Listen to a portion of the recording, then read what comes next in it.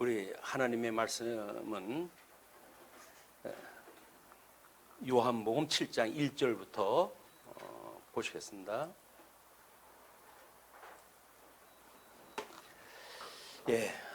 요한복음 7장 1절. 그 후에 예수께서 갈릴리에서 다니시고 유대에서 다니려 아니하심은 유대인들이 죽이려 함이러라. 유대인의 명절인 초막절이 가까운지라. 그 형제들이 예수께 이르되 당신이 행하는 일을 제자들도 보게 여기를 떠나 유대로 가소서. 스스로 나타나기를 구하면서 묻혀서 일하는 사람이 없나니 이 일을 행하려 하거든 당신을 세상에 나타내소서 하니, 이는 그 형제들까지도 예수를 믿지 아니함이러라. 예수께서 이르시되 내 때는 아직 이르지 아니하였거니와 너희 때는 늘 준비되어 있느니라. 세상이 너희를 미워하지 아니하되 나를 미워하나니 이는 내가 세상의 일들을 악하다고 증언함이라. 너희는 명절에 올라가라. 내 때가 아직 차지 못하였으니 나는 이 명절에 아직 올라가지 아니하노라. 이 말씀을 하시고 갈릴리에 머물러 계시니라. 우선 9절까지 저희들이 보았습니다.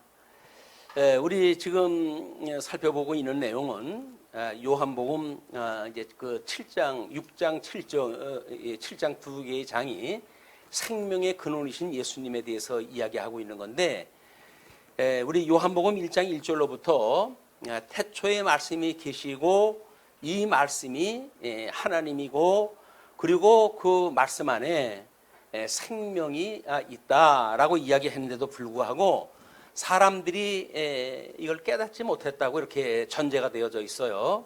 그래서 예수님께서는 친히 오셔가지고 지금 당신이 우리 언약된 그리스도일 뿐만 아니라 하늘의 권세로 오신 메시아라고 하는 사실을 지금 증거를 갖다 하고 있는 내용이에요.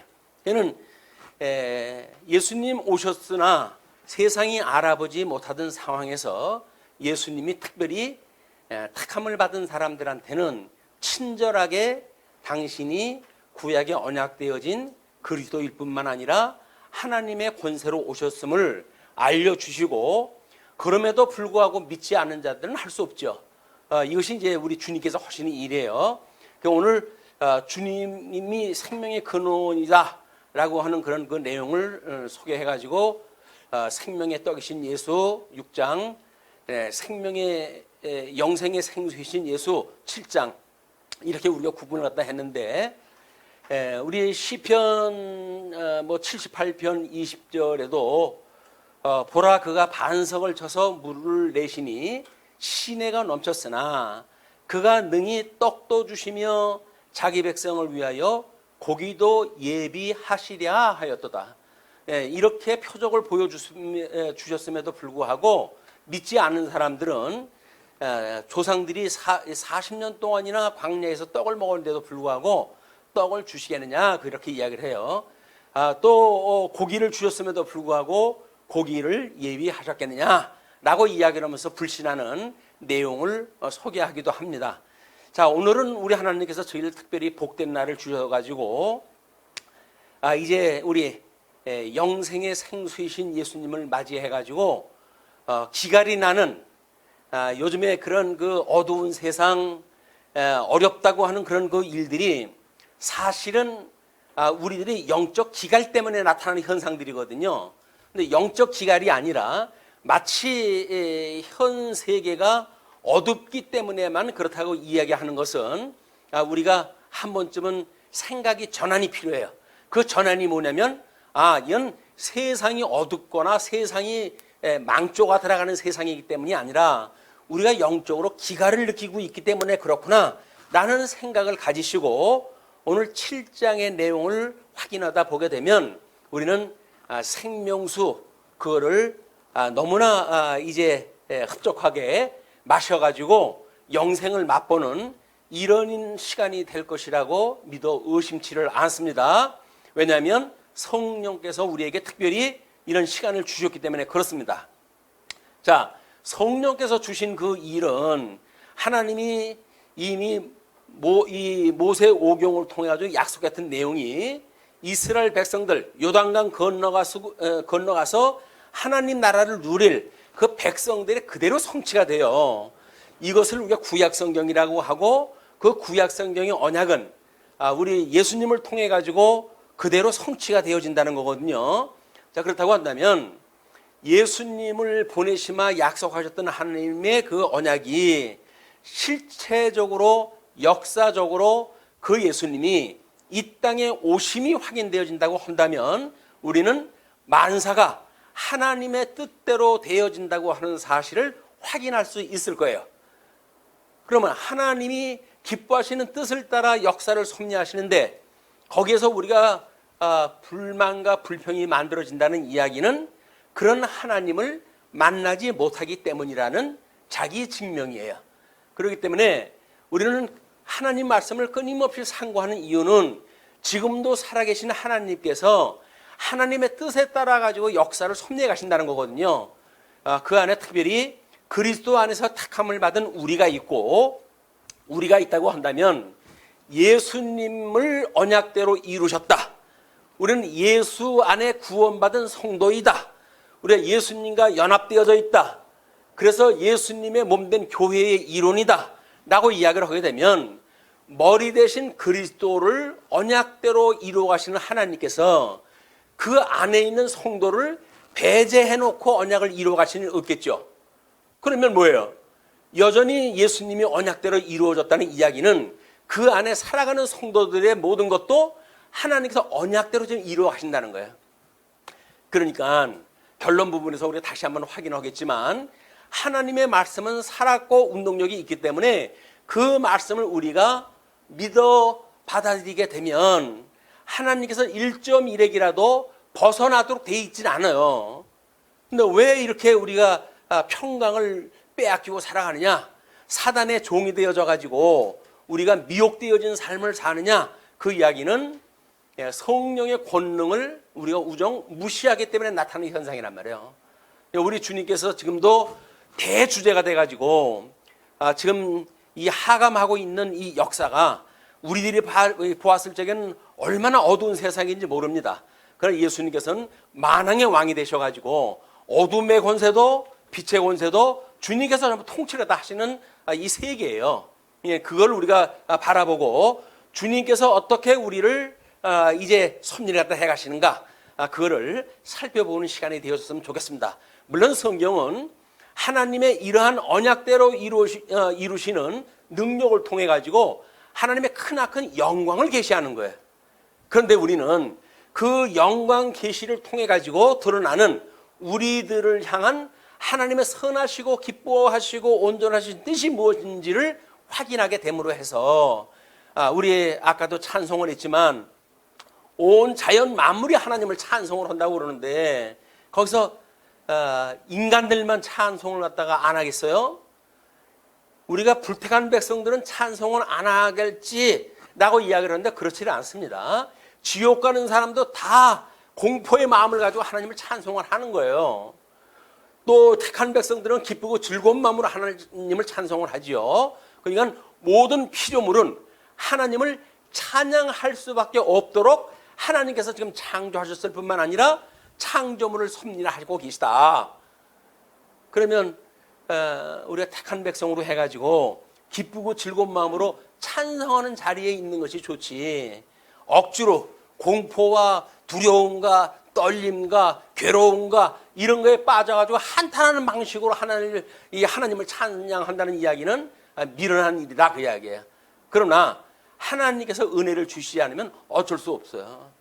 세상이 종말까지도 그렇게 살다가 나중에 불로 심판을 내릴 때에도 여전히 지옥에 가서 살 수밖에 없는 사람들의 심령을 하나님 그렇게 역사를 섭리해 가신다는 거예요.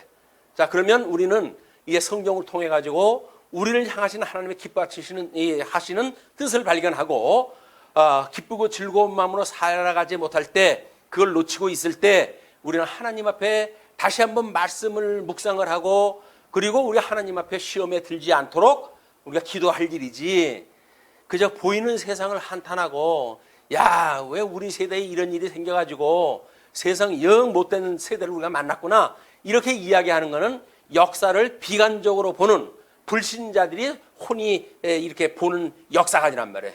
그런데 하나님이 살아계심을 보는 사람들의 역사관은 지금도 하나님이 살아계시고 살아계신 하나님께서 여전히 우리를 사랑하신다는 거예요.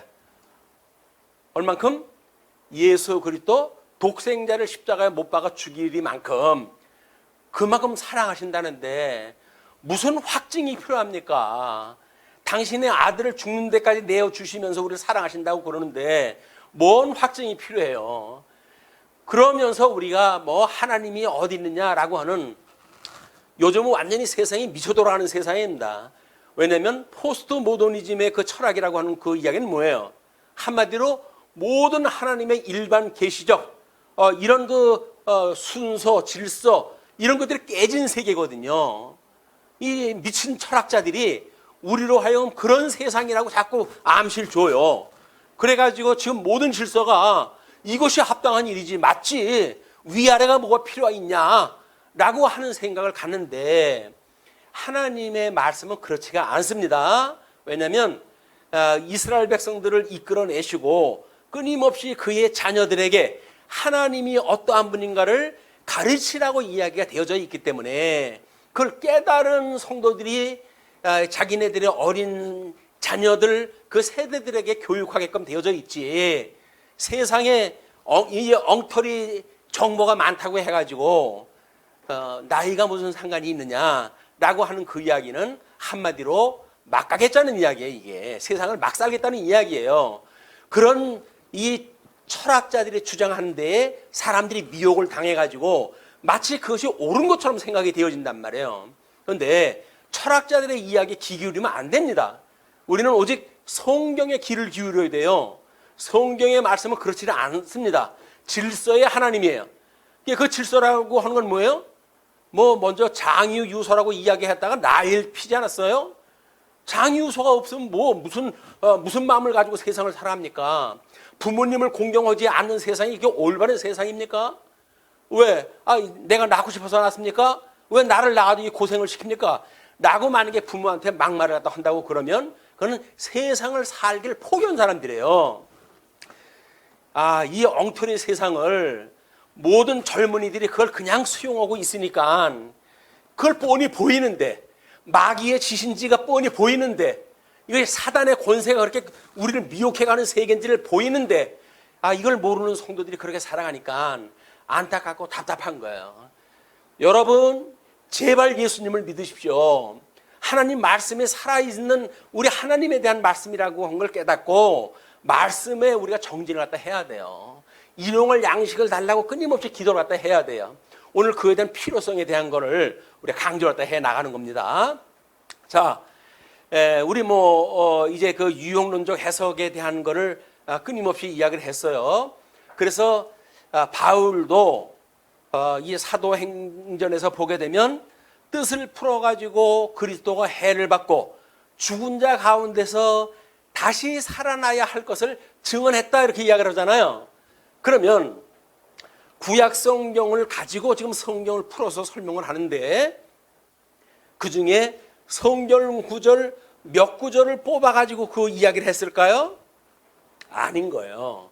구약 성경 전체가 사도 바울이 말하고자 했던 예수 그리스도가 해를 받고 죽은 자 가운데서 다시 살아나야 할 것에 대한 이야기예요.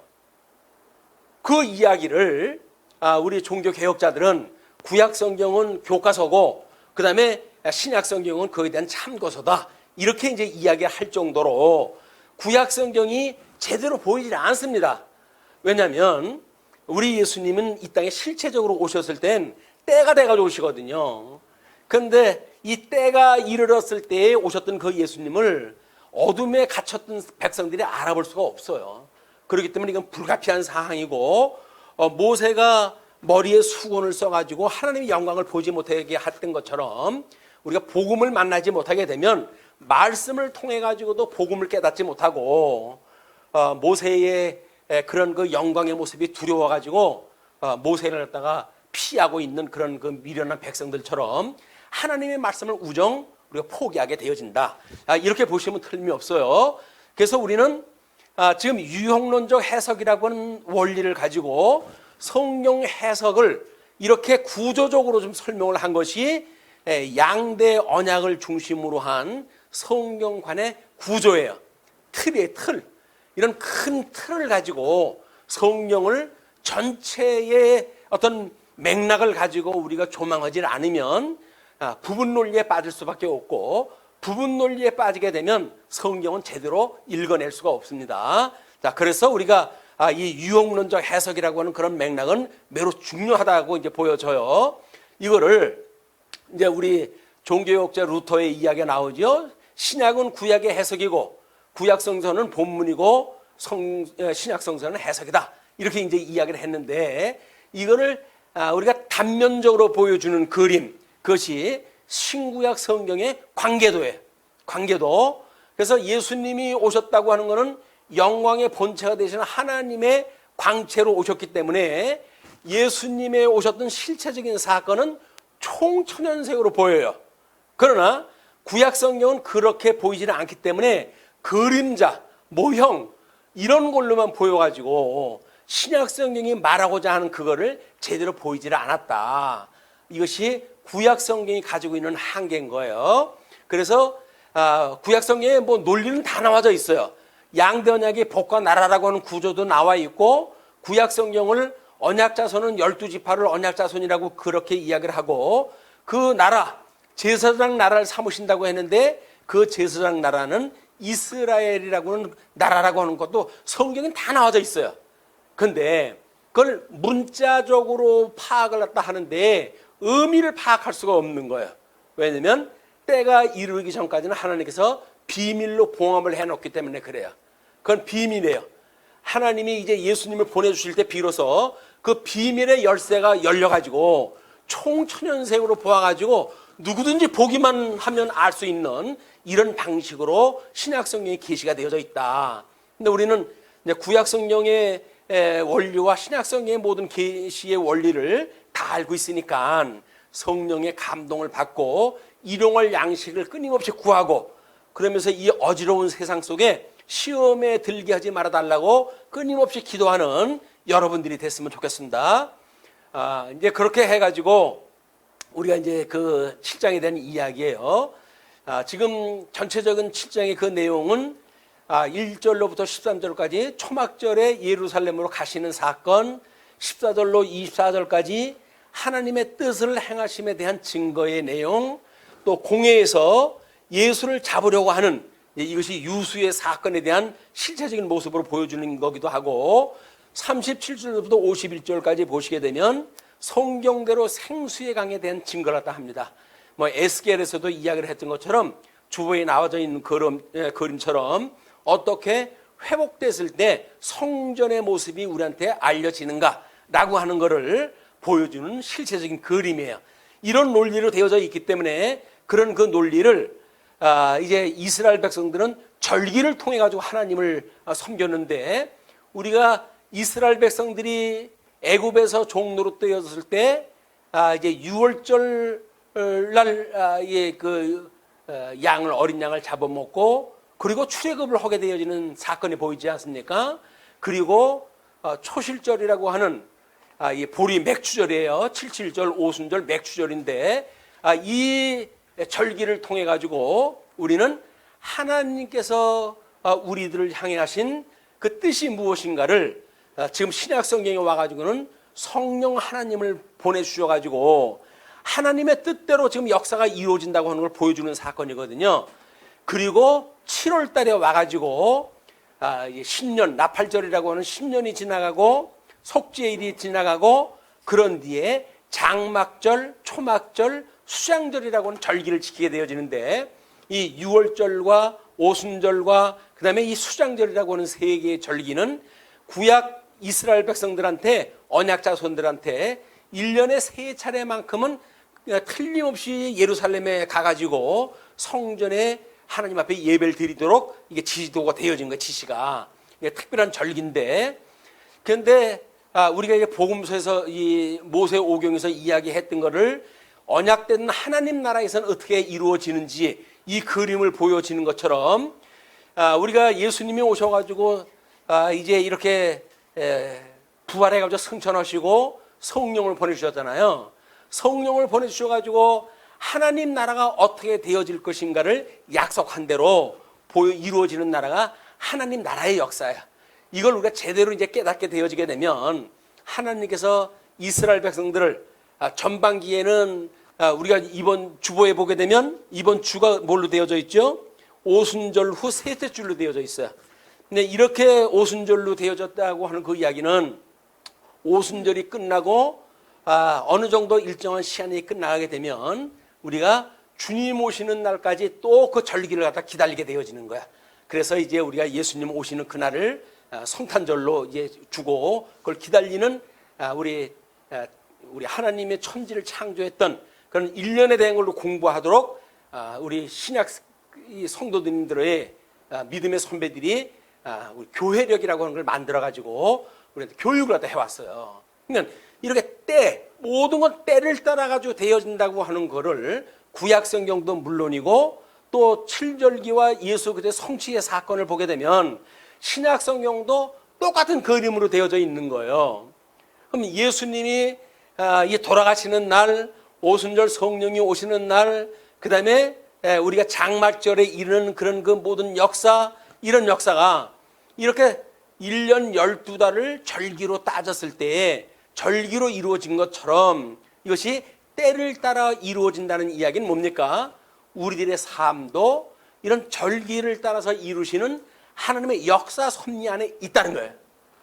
그러면 예수님이 이걸 다 이루시고 그리고 지금 성천에 계셔가지고 성령을 보내서 성령 하나님이 우리와 영원히 함께 하신다고 그러지 않았어요? 성령 하나님을 통해서 이루시는 역사가 우리들에게 그대로 지금 이루어지고 있다. 그러니까 우연히 일어나는 일은 없어요. 하나님이 창세전서부터 이미 계획하셨던 예정하신 그 뜻이 지금 때를 따라서 이루어지는 일이지 이것이 마치 우연히 인간의 열심으로 또는 인간의 노력으로 무엇이 되어진다든지 이런 것이 아니에요. 그러니까 성경을 잘못 이해하게 되면 인본주의적인 인생을 살 수밖에 없습니다. 인본주의 인생이라는 건 뭐예요? 인간이 위주로 해가지고 역사가 지금 돌아간다는 이야기 아닙니까? 그러니까 이 포스트 모더니즘의 이런 미친 철학자들에 의해 가지고 세상이 미쳐 돌아가는데 많은 사람들이 합류하고 있는 거예요 지금. 그런데 성경을 공부한다고 하는 교회에서조차도 이런 하나님의 섭리의 때를 무시하고 또 질서를 무시하고 그러고 세상의 논리를 따라 가지고 주님의 몸된 교회에 뜨거운 열심만 부리면 된다고 생각을 하는데 그렇게 될 거면 2000년이나 예수님 오시고 2000년이나 역사가 흘렀는데 안 이루어질 이유가 없죠. 예수님이 오셔가지고 하는 역사는 오직 대주제가 되신 주님의 그 뜻에 의해 가지고 역사가 섭리가 되어진다. 그런데 이제 오늘 우리들이 1절서부터 읽었던 것처럼 지금 7장 1절서부터 읽었던 내용이 형제들의 비난이었거든요. 자기 이제 예수 그리스도 자기 형이지만 아직은 믿지 않는 때였어요. 그럴 때 그 비난하는 일인데 우리가 요걸 한번 읽어봤으면 좋겠어요. 자, 이제 그 초막절에 대한 건 이제 설명이 되어졌고 요한은 첫째 영생의 생수이신 예수를 증거하기 위해서 초막절에 예루살렘으로 가시는 사건에 대하여 소개를 하고 있다. 그런데 제사장 나라로 오신 예수 그리스도가 제사장 나라라고 하는 그 이야기는 뭐예요? 하나님께서 구약 성경을 거룩한 백성과 제사장 나라를 만들어 주신다고 그랬거든요. 그래서 바벨론 포로로 끌려감으로 해가지고 마치 죽었던 이런 그 이스라엘 국가가 하나님께서 다시 회복하게 하는 역사를 통해 가지고 부활하시는 장면을 통해 가지고 하나님이 예수님의 이런 그 모습을 보여줬단 말이에요. 제사장 나라가 구약 성경을 통해 가지고 제사장 나라를 볼 수가 없다고 한다면 예수 그리스도의 이 제사 사역을 알아볼 수가 없는 거예요. 자, 그래서 이제 그렇게 소개했다 하는데 그 예수 그리스도가 영생의 생수라는 주제를 설명하기 위한 이유로 보인다. 이는 기독교에서 십자가의 도를 기억나게 하시는 성찬의 교리가 되어진다. 우리가 전 시간은 떡이라고 하는 걸 가지고 예수님을 확인하다 했잖아요. 그러니까 생명의 떡이신 분이 어떠한 분인가, 생명의 생수이신 분이 어떤 분인가, 이분을 모르고 성찬을 갖다 한다는 이야기는 이 성경을 모르고 성찬하는 요식행위에 끝나고 마는 거예요. 이 신앙생활이라고 하는 그거를 요식적인 행위에 끝나는 거를 우리는 종교행위라고 그러는 겁니다. 믿어지지 않는 일들을 그냥 그렇게 배웠기 때문에 요식적으로 따라하는 행위는 믿음의 생활이 아닌 거예요. 우리가 여전히 그 예수님이 어떠한 분인가를 깨달았고 우리가 이렇게 신앙생활을 바르게 하는 것, 예수님의 이거는 아는 구원에 이르는 성도들의 믿음이 무엇인지 이걸 아는 사람들이 성도의 삶을 사는 거야말로 이게 바른 신앙생활인 거야. 우리 바른 신앙생활을 하는 그런 모습을 이렇게 이야기를 해요. 예수님께서 세상의 행위를 악하다고 증거하셨기 때문에 유대인들은 예수님을 미워하게 된다. 지금도 마찬가지예요. 예수 믿는 사람들이 세상은 악하다, 여러분들은 죄악 가운데 지금 종입니다 라고 선언을 갖다 하지 않고 인심을 갖다 얻기 위해 가지고 적당하게 듣기 좋은 이야기, 예수님 믿으면 복 받아요, 예수님 믿으면 구원 받아요 라고 하는 어줍지 않은 복음을 증거해 가지고 구원의 확신을 이루는 데까지 인도하지 않는다고 한다면 우리는 전부 직무를 유기하고 있는 거예요. 성도로서, 증인으로서 직무를 유기하고 있는 거다. 그렇기 때문에 우리들은 세상이 악하다고 선언을 갖다 해야 돼. 그러면 세상이 가만두질 않아요. 저놈 죽여라 이렇게 이야기하지. 근데 아유 저분은 존경받을 뿐이에요 라고 세상이 말한다고 한다면 우리 사이비가 아닌가 조심을 갖다 해야 돼요. 왜? 예수님은 세상의 행위를 악하다고 증거하셨기 때문에 유대인들은 예수님을 미워했거든요. 그래서 바리새인들은 예수님께서 자기들의 규례와 유전을 무시한다고 생각했으며 게다가 예수님께서 그들의 화석화된 종교, 이 화석화된 종교라고 하는 것이 율법주의란 말이에요. 율법주의. 어떤 행위 위주로의 신앙생활, 그걸 이야기를 하는데 화석화된 종교를 책망하셨기 때문에 더욱 예수님을 배척했다. 또한 사두개인들은 주로 제사장들이었는데 이들은 로마에 부역하여 호화로운 생활을 했다. 따라서 그들은 하나님께서 오심으로 인해 자신들의 누리는 정치적 지위와 호사한 생활이 몰락될 것을 두려워하여 예수님을 미워했다. 지금도 많은 목사님들이 자기네 기득권들을 지키기 위해 가지고 세상 사람들한테 귀에 듣기 좋은 이야기만 한다고 그런다면 전부 사입이에요. 그런 목사들의 이야기를 들으면 안 되는 거예요. 근데 우리는 세상이 귀에 듣는 이야기를 갖다 듣기 좋은 이야기를 하니까 자꾸 귀를 기울일 수밖에 없어요. 그렇게 해가지고 망하는 길로 가게 되어진다고 하는 것을 유념하시기 바랍니다.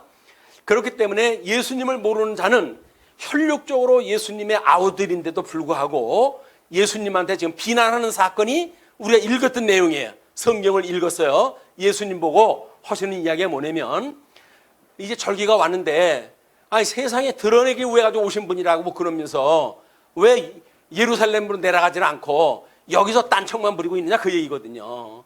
그 이야기는 뭐예요? 이걸 다른 그 논리로 보게 되면 이런 그 이해를 들 수가 있어요. 이제 그런 그 일들은 우리 예수님에 대한 것을 예수님한테 사단이 시험을 갖다 할 때면 어떻게 시험을 갖다 해요? 나에게 절만하면 네가 보고 있는 온 천하 만국을 너에게 주겠다라고 미혹하는 자나 똑같은 거예요.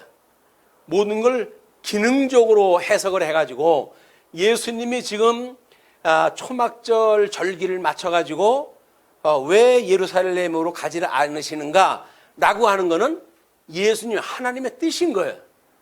하나님의 뜻이 그런 거예요. 예수님은 하나님의 뜻대로 좀 이루어 가시는 분이니까. 그런데 하나님의 뜻을 모르니까 자기네들이 알고 있기로는 초막절 절기를 지킨다고 하면 가야지 왜 안 가느냐 그 이야기거든요. 이런 논리를 따라가지고 신앙생활 하는 것만큼 정말 비참한 생활이 없어요. 다른 사람의 종이 돼가지고 내가 주도적으로 예수를 믿는 것이 아니라 가르치는 자의 종이 돼가지고 사명생활을 하고 살아갈 수밖에 없다. 그래서 하나님의 말씀을 들을 적에는 사실이 그러한가 확인하지 않으면 안 돼. 예, 저 뭔가 이상한데 라고 그러면 확인할 때 해야 돼. 그래야 그것이 신사적인 성도예요. 신사적인 성도. 그렇지 않고 아예 목사님이 말씀하시는데 어련히 옳은 말을 할까라고 하는 그런 이야기 때문에 대한민국 기독교가 오늘날 이 모양 일꼴이 되어진 겁니다. 심지어 예수를 믿지 않는 사람들한테 개독교라고 하는 그런 욕을 먹는 너무 비참한 이런 그 현상까지 빠진 것이 잘못되어진 것을 묵과하기 때문에 나타나는 현상이란 말이야. 그런 걸 우리가 하나님의 거룩한 성도로서 그런 이야기 들게 되면 우리 분기가 나야 될 거 아니에요? 이런 어떤 공분이 일어나지는 않습니까? 뭐 기독교를 개독교라고? 라고 하는 공분이 있어야 되는데 아휴 그래 네 말이 맞다. 내가 봐도 개독교다. 라고 만약에 우리가 자조를 하고 있다고 한다면 이건 예수의 증인의 삶이 아니죠. 자 그렇게 이제 비난을 갖다 했는데 그 다음 구절에 있는데 10절에 보시게 되면 형제들이 명절에 올라간 후에 자기도 올라가시되 나타내지 않고 은밀히 가시니라. 그러니까 이제 절기를 전서부터 해가지고 사람들은 내려가잖아요. 이제 행사를 꾸리고 내려가고 그러는데 그 형제들도 그렇게 이야기를 했는데 형제들이 올라간 후에 조용한 시기에 사람들이 이제 올라간 그런 왁작지껄한 행사가 끝나고 조용히 올라가게 돼요. 은밀히 가시어요. 명절 중에 유대인들이 예수를 찾으면서 그가 어디 있느냐 하고 왜냐하면 유명 인사가 돼버렸거든요. 그러니까 예수에 대하여 무리 중에서 수군거림이 많아 어떤 사람은 좋은 사람이라 하며 어떤 사람은 아니라 무리를 미혹한다 하나 늘 우리의 그 군중 심리는 두 가지 조건으로 해가 나뉘게끔 되어져 있어요. 그걸 대체적으로 49대 50이래요. 믿는 사람이 50이라면 안 믿는 사람 49. 그 정도를 가지고 이게 양분이 되어지기 때문에 지혜자라고 할지라도 무엇이 옳은지 그른지 분별할 수가 없어요. 자, 그러나 유대인들은 두려움으로 유대인들은 이제 그 사람들이 무리들이 두려움으로 드러나게 그에 대하여 말하는 자가 없더라. 이미 명절의 중간이 되어 예수께서 성전에 올라가사 가르치시니 유대인들이 놀랍게 여겨 이르되 이 사람은 배우지 아니하였거늘 어떻게 그를 아느냐 하니. 우리 인식론에 있어서 하나님의 말씀을 깨닫는다는 이야기는 보혜사이신 성령께서 깨닫게 하시는 은혜를 따라서 깨닫게 되어지는 거지 세상의 먹물로 깨달아지는 게 아니에요. 근데 세상 사람들은 마치 먹물로 뭐가 되어진다고 생각이 드니까 목사들이 외국에 가서 박사학위가 없으면 안 되는 것처럼 생각되어지는 이 비참한 현상이란 말이에요. 하나님 앞에 기도하고 보혜사 성령의 깨달음을 주어야 하나님의 말씀을 깨달을 수가 있지. 박사학위가 무슨 소용이 있습니까? 세상 먹물이 무슨 소용이 있습니까? 그냥 세상의 일반적인 문화에 편승하는 잘못되어져 있는 기독교 문화가 기독교의 이 놀라운 하나님의 능력을 부정하는 일로 드러나고 있다. 이렇게 보시면 돼요. 자, 그래서 젊은이들이 지금 이제 우리가 좀 더 각성을 해야 되는 거예요. 왜? 뭔가 하나님 앞에 우리가 이 온전하신 하나님의 뜻을 배우게 되는 우리들인데 잘못되어져 있는 세상의 논리를 따라가다 보게 되면 우리 인생 자체가 망그러지는 거거든요. 그들이 우리 인생 책임질 자들이 아니에요. 그렇다고 한다면 우리 인생을 그 어중이 떠중이한테 맡길 수 없잖아요. 그 사단의 무리한테 맡길 수가 없잖아요. 오직 우리 주 예수 그리스도한테 우리의 인생을 맡기려고 한다면 하나님께서 우리한테 어떤 성경을 깨닫게 하시는지 이거를 잘 염두에 두고 우리가 살펴볼 일이 있다. 자, 그러니까 유대인들이 놀랍게 여기는 거예요. 배우지도 못했는데 어떻게 그를 아느냐 그런 그 이야기죠. 예수께서 대답하여 이르시되 내 교훈은 내 것이 아니요 나를 보내신 이의 것이니라. 예수님이 가르치시니까 그 사람 머릿속에서 뭐가 나왔다고 생각을 하는 거 아니겠어요? 근데 예수님은 그렇게 말씀을 안 하시고 내 교훈은 내 것이 아니고 나를 보내신 이의 것이다 라고 해가지고 성부 하나님의 언약대로 지금 이것이 이루어지고 있는 역사적 현상을 그들한테 일러주는 거예요. 그러면서 사람이 하나님의 뜻을 행하려 하면 그 교훈이 하나님께로부터 왔는지 내가 스스로 말함인지 알리라. 근데 자기가 잘나가지고 했다고 하는 사람들은 전부 가짜예요. 그러니까 하나님의 은혜로 내가 이런 깨달음을 받았어요 라고 이야기하는 사람은 우리가 겸손할 수 있으나 자기가 머릿속에 들은 학문 세계의 먹물 이런 걸 가지고 알았다고 이야기하는 자는 전부 가짜예요. 조심하다 해야 돼요. 자, 스스로 말하는 자는 자기 영광만 구하되, 자기 영광 구하는 자들이에요. 자, 그리고 보내신 이의 영광을 구하는 자는 참되니 그 속에 불의가 없느니라. 아니, 자기한테 생기는 게 없는데, 자기한테 유익이 없는데, 자기에 대하여 세상에 자랑할 것이 없는데, 그걸 가지고 거짓말 할 이유가 뭐가 있겠어요. 그러니까 하나님의 영광만을 구하는 자, 이런 자들은 그 속에 불의가 없다고 이야기하는 거예요. 사랑은 자기의 유익을 구하는 게 아닙니다. 목사라도 자기 유익을 위해 가지고 연구하고 가르치고 말이가 한다고 그러면 전부 사기꾼이에요. 이것이 전부 거기서 나오는 거 속에 불의가 있는 거예요. 사랑이라고 하는 본질이 없기 때문에 자기를 자랑하는 거예요. 자기를 자랑하는 것.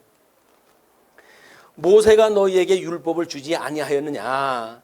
너희 중에 율법을 지키는 자가 없도다. 너희가 어찌하여 나를 죽이려 하느냐? 율법대로 와가지고 이미 예수님이 이렇게 하나님 나라에 대해서 증거를 하고 있는데 그 예수님을 이들이 와가지고 죽이려고 하니까 너희들이 율법 이미 우리 모세가 뭐라고 그랬어요? 거기 아마 하나님께서 나와 같은 선지자 한 명을 보내주신다고 약속이 되어져 있는데 나와 같은 한 명의 선지자를 갖다 올 것인데 그가 오게 되면 내가 너희들에게 일렀던 것과 같이 그들이 선지자의 역할을 감당할 것이다 이렇게 이야기를 해요. 참 선지자는 모세가 약속된 그 선지자. 그러니까 그런 그 지명되어진 자가 왔을 때 하나님 말씀대로 증거하지 그렇지 않는 자들의 이야기는 듣지 마라 이렇게 이야기를 하거든요. 그분이 오시게 되면 표적을 보여줄 것이고 이제 그렇게 일어날 것이다 이런 이야기를 하기 때문에 그렇지 않은 자들이 오게 되면 이제 결국은 거짓말이니까 그걸 두려워하지 말라 이렇게 이야기를 하는데 예수님께서 나를 너희들이 율법을 믿지 않기 때문에 나를 죽이려고 한다 라고 이야기를 하니까 그렇게 이야기를 해요. 무리가 대답하되 당신은 귀신이 들렸도다. 누가 당신을 죽이려 하나이까? 지금도 마찬가지겠죠. 지금 만약에 사망 권세들이 그 사망 권세 종로로 타고 있는 짐승 권세들이 우리를 핍박한다고 했을 때 저들이 우리를 죽이려 하는도다 라고 이야기를 하게 되면 그들이 그럴 거예요. 근데 우리가 언제 널 죽이려고 했느냐. 그런데 성경에서 말하고 있는 거를 그대로 길거리에서 큰 소리로 막 외쳐가지고 복음을 증거한다고 한다면 그것이 죄가 됩니까 안 됩니까? 죄가 돼요 이제는. 그래가지고 소수자에 대한 불이익에 대한 이야기를 만약에 이야기를 했다라고 그러면 감옥소에 끌려가게 되는 거예요. 그게 지금 법으로 제정을 하려고 하는 한국의 입장이에요. 지금 이렇게 한국에서 법을 제정하려고 하는 그런 그 일들이 이런 일들이 지금 하고 있는 거란 말이에요. 선진 국가에는 이미 다 이루어지고 있거든요. 길거리에서 남이 있는데 거기서 예수님을 믿어라 믿지 않으면 지옥 간다 뭐 이런 이야기 하게 되면 바로 고발을 갖다 하게 되고 경찰이 오게 되면 바로 끌려가는 거예요. 그게 끌려가는 게 뭐예요? 감옥에 갇히는 거죠. 그게 죽이려고 하는 거란 말이에요. 죽이려고 하는 것. 말 못하게 입 틀어막는 것. 이런 그 일을 갖다 하는데 이들이 언제 우리가 죽이려고 했느냐? 우리가 귀신 들렸구나. 이렇게 이야기를 하는 거예요. 자, 예수께서 대답하여 이르시되 내가 한 가지 일을 행하여 너희가 다 이로 말미암아 이삭이 여기는도다.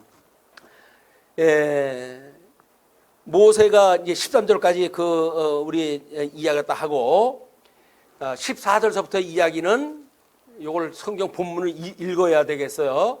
14절서부터 이제 이야기된 거예요. 14절서부터 이미 명절의 중간이 되어 예수께서 성전에 올라가서 가르치시니 유대인들이 놀랍게 여겨 이르되 이 사람은 배우지 아니하였거늘 어떻게 그를 아느냐 하니 예수께서 대답하여 이르시되 내 교훈은 내 것이 아니요 나를 보내신 이의 것이니라. 사람이 하나님의 뜻을 행하려 하면 이 교훈이 하나님께로부터 왔는지 내가 스스로 말함인지 알리라. 스스로 말하는 자는 자기 영광만 구하되 보내시는 이의 영광을 구하는 자는 참되니 그 속에 불의가 없느니라.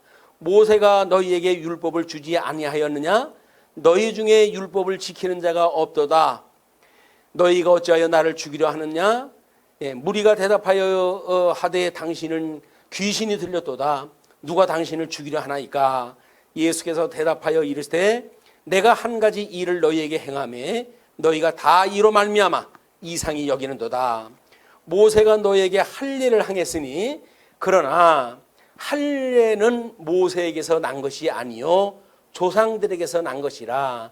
그러므로 너희는 너희가 안식일에도 사람에게 할례를 행하느니라. 자, 우리는 예수님이 먼저 명절에 이게 성전에 가가지고 환자의 병을 고쳐줌으로 해가지고 안식일을 어겼다고 해가지고 좀 예수님을 정죄하기 시작을 한 거거든요. 그런 그 사건이 있기 때문에 지금 예수님이 그 증거를 갖다 해는 거예요. 모세가 너에게 할례를 행했으니 그러나 그 할례는 모세에게서 난 것이 아니요 조상들에서 난 것이다. 우리 할례는 누구한테 약속을 주신 거예요? 아브라함한테 주신 거 아니에요. 모세보다 500년이나 앞서 있는 아브라함에 주신 거기 때문에 그 조상들에게 난 것이다 이렇게 이야기를 하는 거예요. 그러므로 너희가 안식일에도 사람에게 할례를 행하느니라. 모세의 율법을 범하지 아니하려고 사람이 안식일에도 할례를 받는 일이 있거든. 내가 안식일에 사람의 전신을 건전하게 한 것으로 너희가 내게 노여워하느냐. 외모로 판단하지 말고 공의롭게 판단하라 하시니라. 이렇게 해가지고 지금 예수님이 생명의 근원이 되시기 때문에 환자의 전신을 고쳐줬단 말이야. 그 생명이 누구로부터 온 거라고요?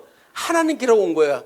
생명의 근원이 되시는 하나님께로부터 와가지고 내가 너희들한테 가르치는 것도 하나님께로 온 말씀으로 가르치듯이 환자를 고치는 것도 이미 하나님께로부터 온 생명을 고쳐준 사건이다. 그런 그 이야기거든요.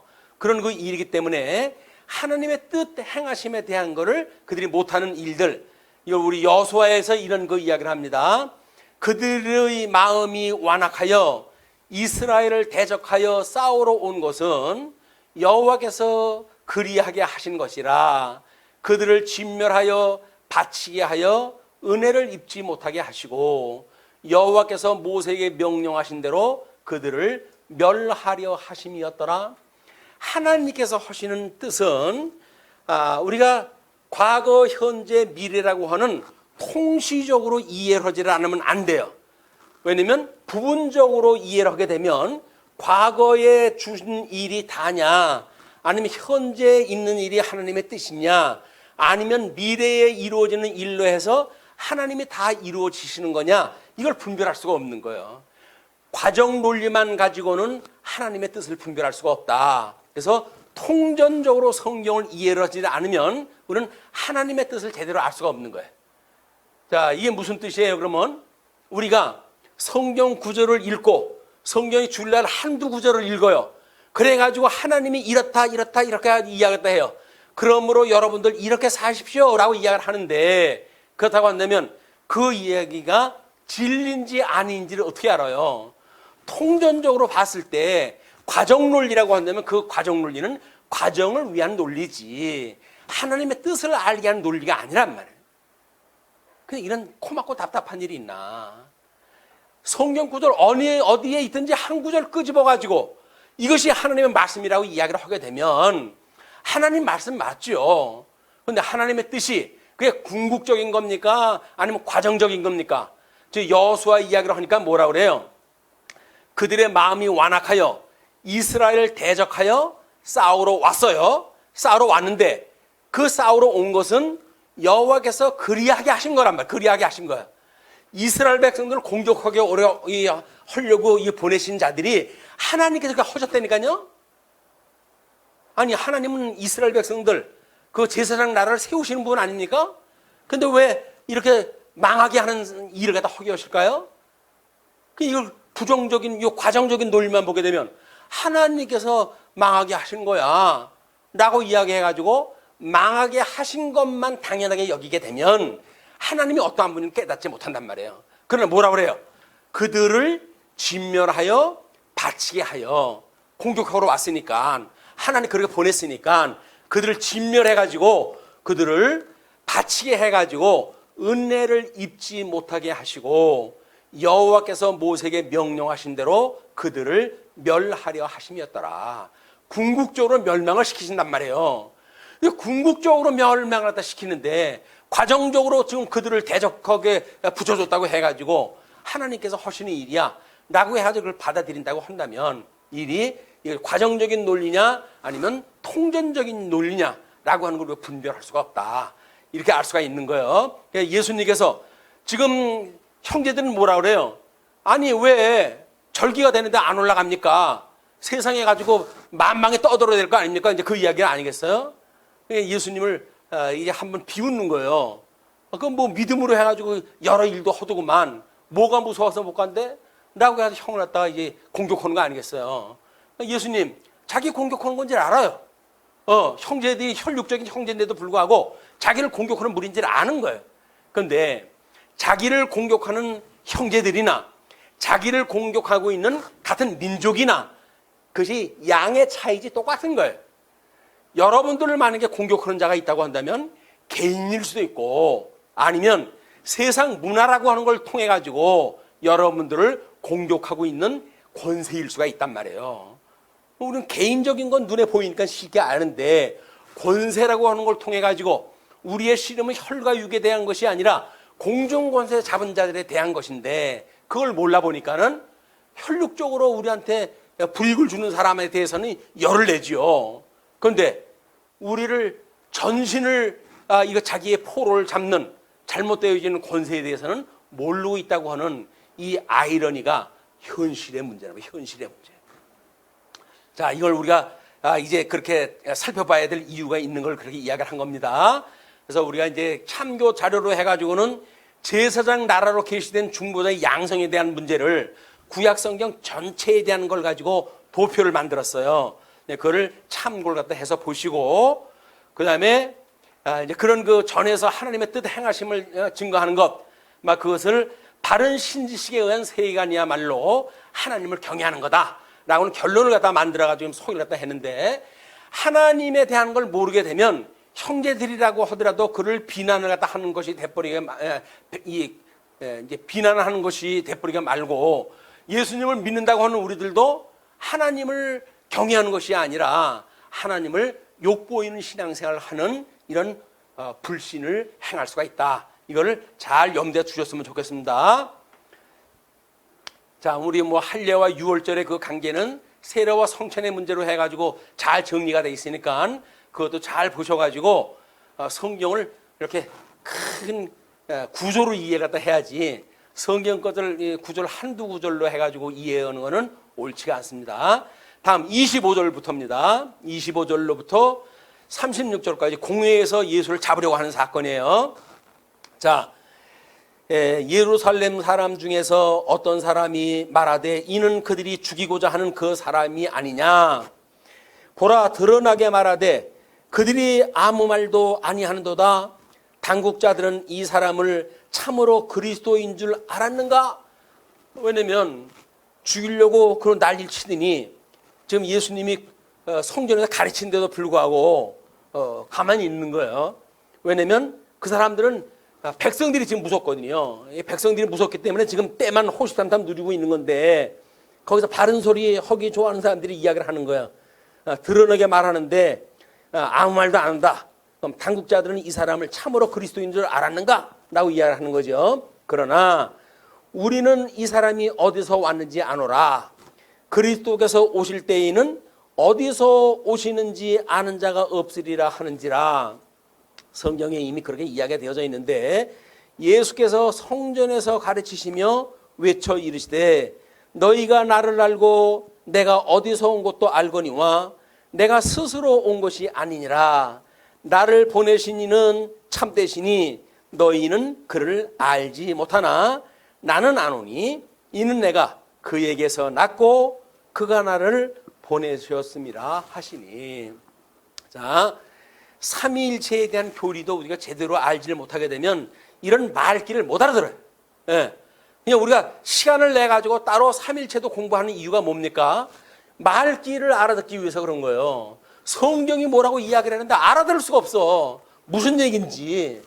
요즘처럼 또 뭐 쉬운 이야기로 해가지고 성경을 이제 써야 된다고 해가지고 성경을 너무 쉽게 이야기를 하고 그러는데, 문자 위주로만 성경을 우리가 공부를 하다 보게 되면 성경이 말하고자 하는 참된 의미를 알 수가 없습니다. 그러니까 쉽다 어렵다라고 하는 문제가 아닌 거예요.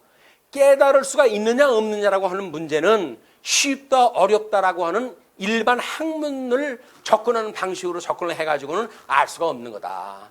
끊임없이 우리가 하나님의 말씀을 상고하고 일용할 양식을 달라고 기도해야 되는 이유가 하나님의 말씀이 우리가 궁금하잖아요. 그러면 일주일을 있다가 모처럼 교회에 나온다 라고 이야기를 하게 되면, 뭐 교회에 나오지 못하는 분은 우리가 이제 비대면으로 해가지고 일주일을 기다리고 있을 터인데, 아무런 준비 없다가 목사가 뭐 이렇게 못 알아듣는 이야기 하게 되면 뭐라고 이야기를 할 거야? 너무 어려워가지고 못 알아듣겠다고. 말이 어려운 것이 아니라 깨달음이 없는 게 깨달음이 없는 것. 이게 뭐가 옳은지 뭐가 그른지 모르시겠어요? 아느냐 모르냐 지식의 문제가 아니라 우리 마음의 할례를 받아가지고 이걸 받아들일 수 있는 믿음이 있느냐 없느냐에 대한 문제란 말이에요. 근데 그거를 단순히 기능적인 걸로 해석을 해가지고 말이 어렵기 때문에 못 알아듣는다 라고 말하니까 답답하단 말이에요. 성령께서 감동을 주셔야 깨닫지, 성령한테 의지도 안 하고 하나님의 우리 보혜사 성령께서 알게 해주신다고 그러는데 그걸 믿지도 않고 어떻게 알아요 그거를. 이런 그 말씀이 그런 이야기예요. 이들은 구약성경을 잘하는 사람들이에요.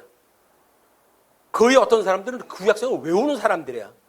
그런데도 불구하고 예수님이 이렇게 이야기를 하는 걸 못 알아먹어요.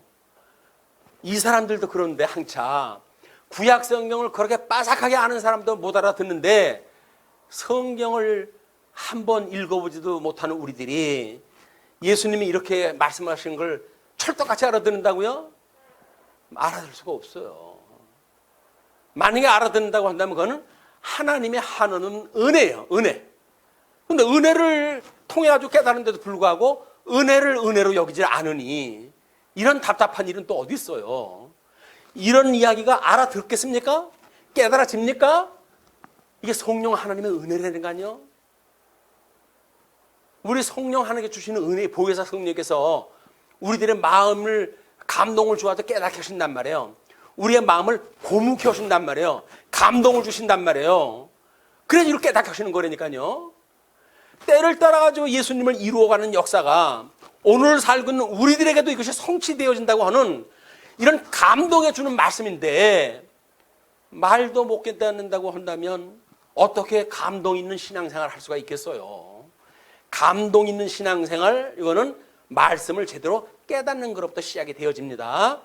그래서 하나님의 기뻐하시고 선하시고 온전한 뜻이 무엇인지 분별하는 것로부터 우리 영적 예배가 시작된다고 그러지 않았어요?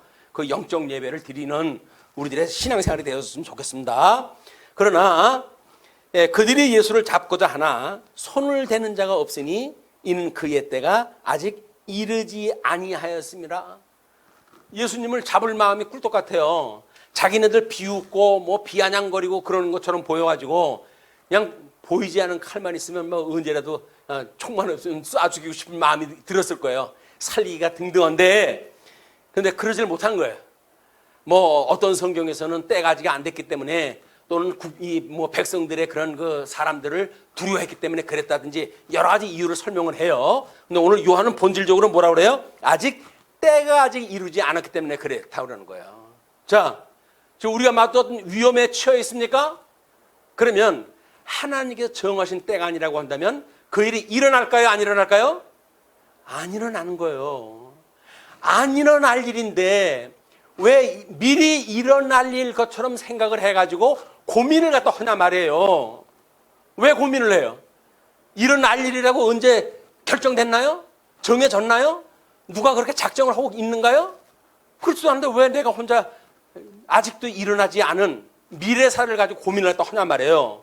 이것이 우리 20, 30대의 청년기의 청년들이 가지고 있는 고민의 문제란 말이에요. 이게 그 고민의 문제가 세상이 그렇잖아요. 불확실한 세상 아닙니까? 이렇게 이야기를 할 수가 있죠. 그러나 성경에 보게 되면 불확실한 세계라고 이야기를 합니까? 하나님의 뜻에 의해서 확정되어진 뜻대로 이루어가는 세계라고 이야기를 합니까? 그럼 성경이 말하는 바를 믿겠습니까? 아니면 내가 눈으로 듣고 허투루 소문으로 돌고 있는 세상은 불확실한 세계야, 철학자들이 이야기하는 불확정성의 논리를 가지고 뭐 과학도 불확정한 그런 과학 세계인데 어떻게 이 세계가 확정된 세계일 수가 있어요? 라고 하는 그 같지 않은 과학의 세계의 그 논리 때문에 믿으렵니까? 아닌 거예요. 뭐예요 그러면? 하나님의 말씀 1.1핵이라도 더하거나 감할 수 없는 완전 무결한 하나님의 말씀을 믿는 것이 지혜로운 자지. 세상의 뜬스문을 가지고 아이고 내가 이거 내일 모레 죽을지도 몰라라고 고민을 또 하는 거야말로 얼마나 이게 불신의 일이냔 말이에요. 오늘 이 말씀을 듣는 우리 모든 성도님들이 예수님을 언약대로 이루어가신 그 하나님은 예수님 안에 있는 우리들도 언약대로 이루어가신다. 우리를 온전케 하시는 예수 그들을 바라보고 신앙생활에 승리하는 우리 신앙생활이 됐으면 좋겠습니다.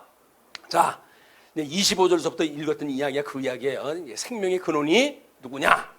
그런 그 이야기죠. 자, 그렇게 그 잡아 죽이지 못한 그 일을 손대는 자가 없으니 이는 그의 때가 아직 이르지 아니함이었더라. 그러면서 31절에 이렇게 이야기가 계속됩니다. 무리 중에 많은 사람이 예수를 믿고 말하되 그리스도께서 오실지라도 그 행하실 표적이 이 사람이 행한 것보다 더 많으랴 하니 예수에 대하여 무리가 수군거리는 것이 바리새인들에게 들린지라. 대제사장들과 바리새인들이 그를 잡으려고 아랫사람들을 보내니 안 되겠다. 이제 하나님의 때는 아직 이루지 않은 거예요. 그런데 하나님의 때가 이루지 않았는데 그럼에도 불구하고 자기네들의 지금 지위가 흔들거릴 만한 일이 벌어지고 있으니까 그들이 드디어 발동돼요. 수군거리는 이야기를 듣고 바리새인들이 그들을 잡으려고 아랫사람들을 보내요. 자, 예수께서 이르시되 내가 너희와 함께 조금 더 있다가 나를 보내신 이에게로 돌아가겠노라. 너희가 나를 찾아도 만나지 못할 터이요 나 있는 곳에 오지도 못하리라 하시니 예수님께서 그들한테 그래 이야기를 딱 했어요. 이제 그 무리들이 왔을 때쯤 해가지고 이야기해요. 예수님께서는 조금 후에 이제 이따가 가신다는 거예요. 어떻게 가셔요? 6월절 어린 양으로 죽으시고 그리고 부활을 승천하신다는 이야기 아닙니까? 그렇게 이제 하게 되어지는데 그렇게 되면 나를 찾아도 너희들이 만나지 못할 것이고 나 있는 곳에 너희들은 오지 못할 것이다 라고 이야기를 했어요. 자, 예수님은 지금 신령한 세계의 이야기를 합니다. 예수님이 죽었다가 부활하시는 사건, 승천하시는 사건, 이런 사건을 갖다 하는데 지금 이 세상의 일에만 관심 있는 사람들의 보는 관점은 뭐예요? 이에 유대인들이 서로 묻되 이 사람이 어디로 가기에 우리가 그를 만나지 못하리요? 지금 딴소리하고 있는 거예요. 자, 그렇게 이야기를 하면서 자기네들이 알고 있는 최대한의 사고의 영역을 확장을 시킵니다. 헬라인 중에 흩어져 사는 자들에게로 가서 헬라인을 가르칠 터인가? 이것은 우리 사도행전에 그들이 어디서부터 지금 오순절 때 왔든지에 대한 것을 광범위한 지역이 소개가 되어지고 있잖아요. 네, 그거를 제대로 보시면 될 것 같아요. 나를 찾아도 만나지 못할 터이요 나 있는 곳에 오지도 못하리라 한 이 말이 무슨 말이라 하냐. 무슨 말인지 못 알아듣는 거예요. 근데 여러분들은 예수님이 죽었다가 부활했다는 사실을 믿어요? 예수님이 40일 정도 계시다가 승천하셨던 사건을 믿어요?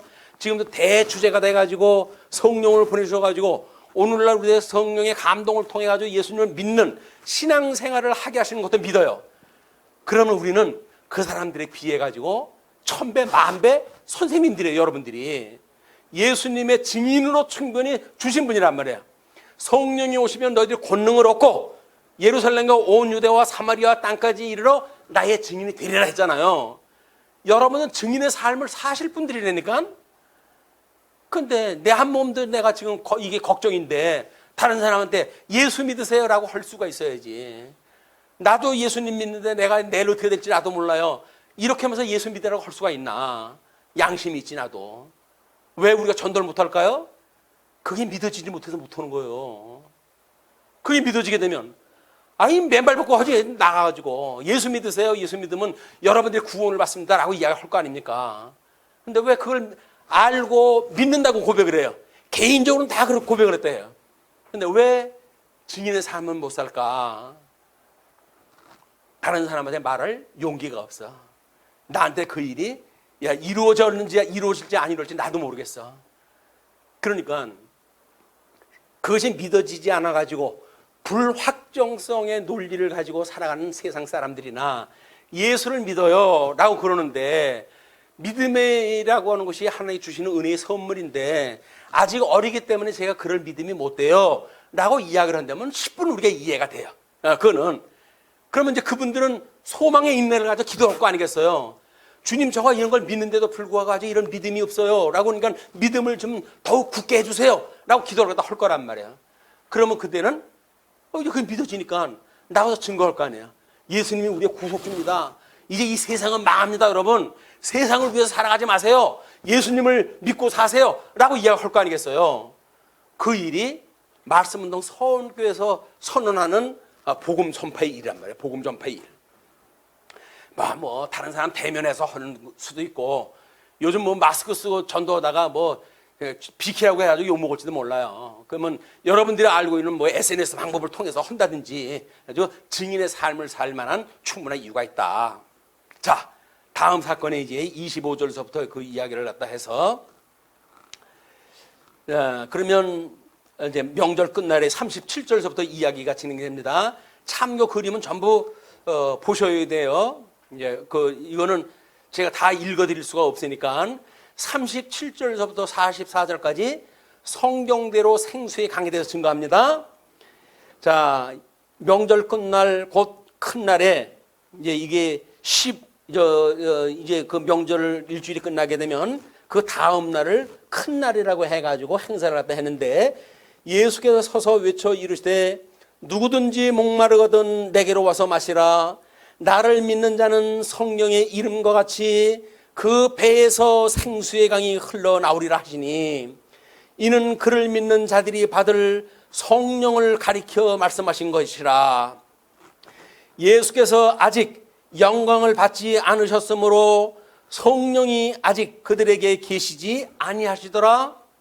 자, 예수님이 부활 승천하신 이후에 근데 성령이 이제 오순절 때 오시기 때문에, 그것도 때를 따라 오시기 때문에 아직은 성령이 함께 계시지 않을 때예요. 이때 그 성령은 보혜사 성령을 말씀하는 겁니다. 이 말씀을 들은 무리 중에서 어떤 사람은 이 사람이 참으로 그 선지자라 하며, 이것이 모세가 언약했던 선지자예요. 그 선지자라 하며, 어떤 사람은 그리스도라 하며, 어떤 이들은 그리스도가 어찌 갈릴리에서 나오겠느냐. 성경에 이르기를 그리스도는 다윗의 씨로 또 다윗이 살던 마을 베들레헴에서 나오리라 하지 아니하였느냐 하며, 예수님이 이제 그 베들레헴에서 출생을 해가지고 애굽으로 갔다가 다시 가나안 땅으로 갔던 그런 역사를 모르는 사람들이 지금 예수님의 출처에 된 걸 이야기를 하는 거예요. 그래서 예수로 말미암아 무리 중에서 쟁론이 되니 그 중에는 그를 잡고자 하는 자들도 있으나 손을 대는 자가 없었더라. 손을 대고자 하는, 너무 이건 죽이고 싶어가지고 안달이 자들이 있어요. 그럼에도 불구하고 6월절 어린 양으로 돌아가셔야 되기 때문에 예수님은 이때에 그들에게 잡혀가지 않도록 하나님께서 지키시는 거야. 하나님께서 오늘날 우리 지키시는 이유가 뭐예요? 때가 아직 안 돼서 그런 거예요. 하나님께서 오늘 왜 아직도 우리한테 이 믿음을, 연약한 믿음 가운데 두셨습니까? 아직도 때가 안 돼서 그런 거예요. 근데 그 때가 안 됐다고 여러분들이 스스로 믿게 되어지게 되면 하나님 배 기도할 거 아니겠어요? 하나님은 어느 때까지입니까? 어느 때까지 내가 이 젖만 먹는 어린애처럼 이렇게 믿음 생활을 해야 됩니까? 내 나이 지금 30이 넘어갔는데 여러분, 저 청년층들 이야기예요. 30이 넘어갔는데 언제까지 저를 이렇게 어린아이, 젖이나 먹는 어린아이처럼 두시겠습니까? 이것이 안타까워질 거 아니에요. 히브리서 기자가 단단한 음식을 먹는 일에 대해서 이야기를 하는 거예요. 우리가 너희들이 의를 경험하지 못했도다. 하나님의 그 의가 우리를 어떻게 섭리해 가시는지를 경험하지 못하게 되면 우리는 어린아이와 같이 젖이나 먹고 아유 구원받았어요. 뭐 나 구원받았네, 나 구원받았네. 유치원 때 배웠던 거 아닙니까? 그때로부터 몇십 년이 흘렀는데 아직도 나 구원받았네, 나 구원받았네. 이것만 가지고 노래할 거가 있어요? 아니잖아요. 우리가 믿음에서 성장한다는 이야기는 단단한 음식을 먹고 진리로 무장하고 비진리에 대하여 우리가 얼마나 어린아이같이 살았으면 신천지라고 하는 말 같지 않은 그런 이단자들에게 교회가 욕을 봅니까? 청년들이 다 빠져나갔잖아요. 그쪽으로 다 빠져나갔어. 얼마나 성경을 안 가르쳐 줬으면 말도 안 되는 성경을 가르치는 그런 그 무리들한테 우리들한테 그 핏값으로 산 그런 성도들을 그냥 뺏기겠어요. 여러분들이 지금 분발해야 되는 거예요. 만약에 여러분들 동지 중에 친구들 중에 그런 그 이단자들한테 만약에 간자들이 있다고 한다면 그들을 위해서 기도하고 그들에게 복음 진술을 하다 들려줘야 돼요. 정신 차려라. 지금 때가 어느 때인데 그 미친놈들 얘기를 듣느냐? 라고 이야기하다 해야지. 아유, 네 팔자지. 내가 뭐 어떡하랴. 라고 해가지고 불쌍한 마음도 없고 라고는 뭐예요? 우는 자와 함께 우는 그런 마음도 없어. 내 친구가 지금 잡혀가지고 죽으러 갔는데 그걸 별로 관심도 없어. 그럴 수는 없잖아요. 자, 우리가 어떠한 그런 믿음인지 잘 깨닫고 살아갈 이유가 있는 겁니다. 자, 그 중에 이제 우리 그 생수의 강이라고 하는 그 이야기는 에스겔서의 마지막 회복 때에 보게 되면 성소로부터 뜰로 해가지고 이 성문으로 해가지고 성전 문으로 해가지고 물이 흘러나와요. 이 강이 성소로부터 성전문을 통해 나온 이 강은 나중에 동쪽 사해 쪽으로 한 갈래, 서쪽 지중해 쪽으로 한 갈래로 갈라져 가지고 북쪽 이스라엘이나 남쪽 유다나 전부 하나의 언약자손 12지파의 언약자손으로 해가지고 하나님이 남은 자로 인정을 해가지고 바벨론 포로로부터 그들을 돌아오게 하신다. 그것이 이기는 자라고 그랬어요. 그것이 남은 자 사건이라고 그랬어요. 이렇게 하나님 핍박하는 가운데 남은 자 이들만 구원에 이르는 자들이다. 요한계시록에 가게 되면 그거를 이기는 자들만 상급을 주신다고 그래요. 그냥 어중이 떠중이 믿는 대로 해가지고 다 구원받는 거 아니라니까요. 요한계시록을 이야기하는 것처럼 이기는 자들만 구원에 이르가요. 그럼 이긴다고 한다면 성경을 알아야 이길 거 아닙니까? 더욱 우리 주님께서 가르쳐준 기도처럼 일용할 양식을 주시옵고 우리가 우리에게 죄진 자를 사해 준 것처럼 우리 죄를 사하시고 우리를 시험에 들게 하지 마시고 우리 다만 악에서 구하여 주옵소서 기도를 하다 해야 돼요. 악한 세상 사는데 악한지도 모르고 그래서 사는 것이 아니라 자 이제 끝으로 45절로 53절 지도자들이 성경을 들어서 이제 불신을 갖다 합니다. 자 45절에 아랫사람들이 대제사장들과 바리새인들에게로 오니 그들이 묻되 어찌하여 잡아오지 아니하였느냐? 아랫사람들이 대답하되 그 사람들이 말하는 것처럼 말한 사람은 이때까지 없었나이다 하니 하나님께서 그들을 감동을 주셨어요. 지금 그들의 육신적인 상사는 누구예요? 바리새인들이거든요. 그럼 그 사람들 말을 들어야 될 거 아니겠어요? 근데 거기 들어가지고 성령이 감동을 주었으니까 이들이 잡아오라고는 예수님을 잡아오지는 않고 여지껏 그렇게 말한 사람을 본 적이 없습니다. 라고 그 사람을 변명을 하네? 라고 그러니까 바리새인들이 대답하되 너희도 미혹되었느냐? 당국자들이나 바리새인 중에 그를 믿는 자가 있느냐? 우리처럼 유명한 사람들 중에 믿는 자가 있느냐? 저 바보 같은 사람들이나 믿지 라고 이야기를 하는 거예요. 율법을 알지 못하는 이 무리는 저주를 받은 자로다. 율법을 모르기 때문에 다른 사람들 다 저주를 받았대요. 자기네들만 복 있는 자예요. 근데 정작 예수님한테 정죄를 받는 사람들은 그들만 정죄를 받아요. 자, 그 중에 한 사람 곧 전에 예수께 왔던 니고데모가 그들에게 말하되 우리 율법은 사람의 말을 듣고 그 행한 것을 알기 전에 심판하느냐? 성경을 가지고 공부를 갖다 했어요. 그들이 대답하여 이르되 너도 갈릴리에서 왔느냐? 찾아보라. 갈릴리에서는 선한 자가 나지 못하느니라 하였더라. 근데 이 선지자들이 이야기했을 때 구약 성경에 과연 가나안 땅 그쪽에는 선한 자가 온다고 하는 얘기가 없었는지 막 이런 그 이야기를 스가랴서 13장 1절 그날의 죄와 더러움을 씻는 셈이 다윗의 족속과 예루살렘 주민을 위하여 열리리라. 만군의 여호와가 말하노라. 그날에 내가 우상의 이름을 이 땅에서 끊어서 기억도 되지 못하게 할 것이며 거짓 선지자와 더러운 귀신을 이 땅에서 떠나게 할 것이라. 하나님께서 이걸 다 약속한 대로 이제 그 일이 이루어지는데 이렇게 하나님이 예수님이 이 가나안 출신이라고 이야기를 하는 것 때문에 나사렛 예수라고 하는 천대받는 별명을 듣고 있는 예수님이기 때문에 어떻게 예수가 선한 예수님이 메시아라고 한다면 가나안에서 출생하느냐 할 수가 있느냐 그런 그 이야기죠. 근데 그렇지를 않다고 하는 그거를 예수님께서 이제 이야기를 하시는 거예요.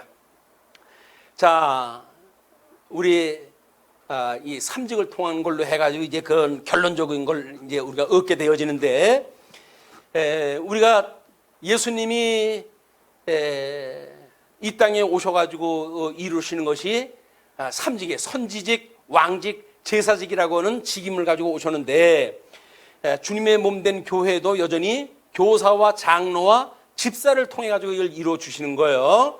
근데 아직 대한민국에 복음이 들어온 초기에는 목사님들이 없기 때문에 거기에 조사라고 하는 특별한 아직 목사 안수를 받지 않은 그런 분들을 통해 가지고 강론케 하고 장로라고 하는 안수받은 사람들이 없기 때문에 거기에 특별한 이제 그런 그 사람들을 세워가지고 이 직임을 통해 가지고 주님의 몸된 교회를 섭리했던 그런 내용을 알 수가 있습니다. 그렇다고 한다면 오늘 살아가고 있는 우리도 마찬가지예요. 주님의 몸된 교회에 어떤 은사를 받아가지고 지금 우리가 이 사역자로 살아가는가라고 하는 문제에 좀 더 마음을 가지시고 주님의 이런 성도가 살아가는 일들 막 이런 거를 결론을 갖다 이렇게 맺고 싶어요. 자, 칼빈의 5대 교리 부분에서 언급한 것 같이 하나님의 양대 언약은 예수 그리스도를 통해 성취되었다. 이는 그리스도와 한 몸을 이룬 모든 성도에게 그대로 적용됨을 의미한다. 모든 성경은 하나님의 감동으로 된 것으로 신앙과 생활의 법칙이다. 즉 양대 언약은 이중 예정에 관한 것이며 도덕법이며 사랑의 완성이다. 사도 바울은 에베소 교회 성도들을 위하여 다음과 같이 기도하였다.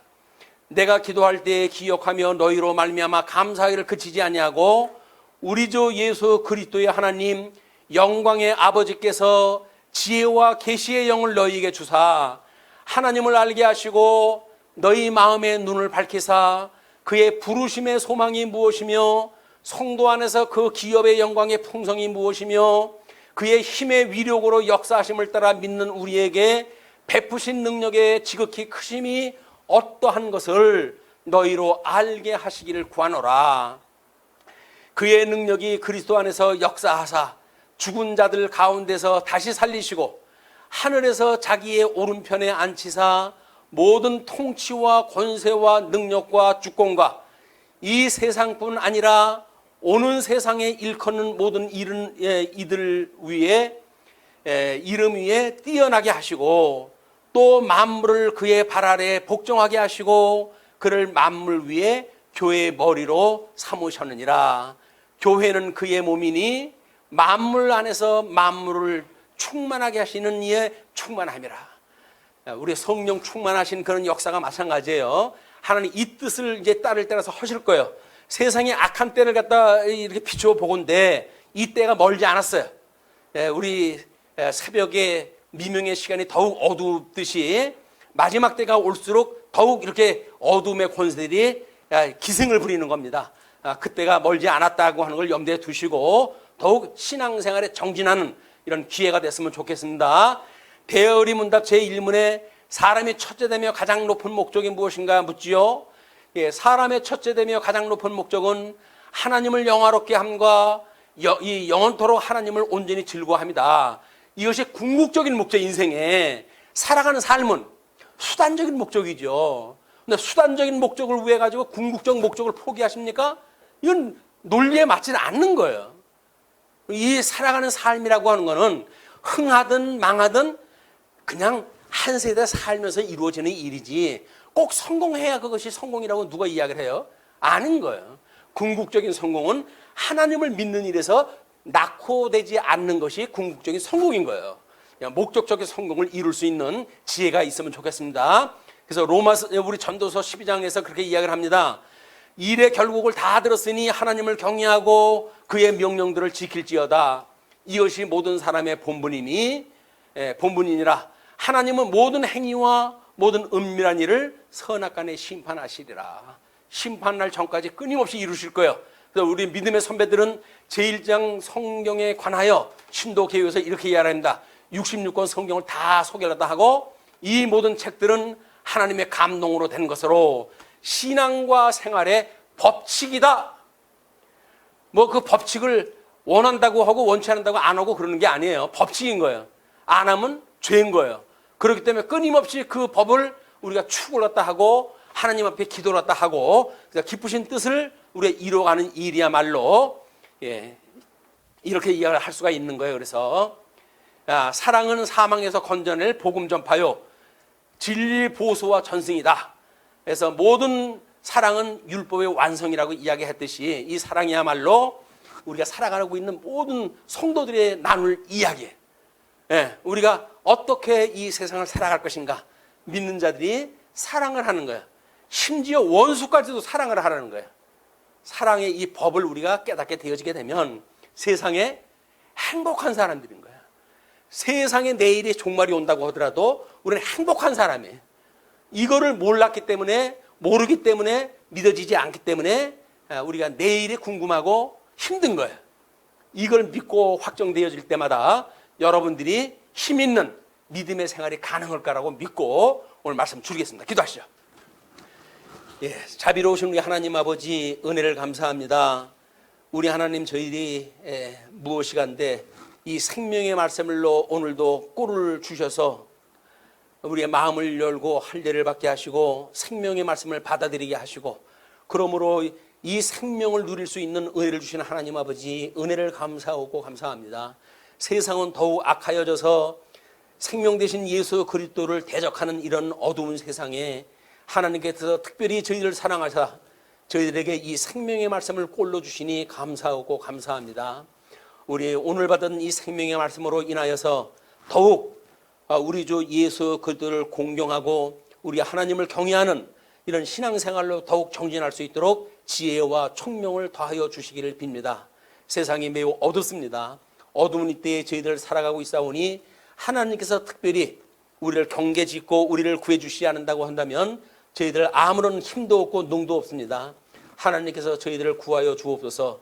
그러므로 주님의 말씀, 진리의 말씀이 전승되어지고 보수되어지는 그 교회에 선한 일꾼의 사역을 감당할 수 있는 사역자로 세워주시옵소서. 그래서 때로는 말씀으로, 때로는 섬기는 일로, 때로는 기도로, 때로는 연보로 받은 은사를 따라서 섬기는 손길을 위해 우리 주님 크시는 종이 함께 하시기를 비옵고 또 여전히 흩어져 있는 시간 동안에도 능력의 손으로 저희들을 붙들어 주시기를 소원하오며 우리를 구원하신 우리 주 예수 그리스도의 이름으로 기도하옵나이다. 아멘.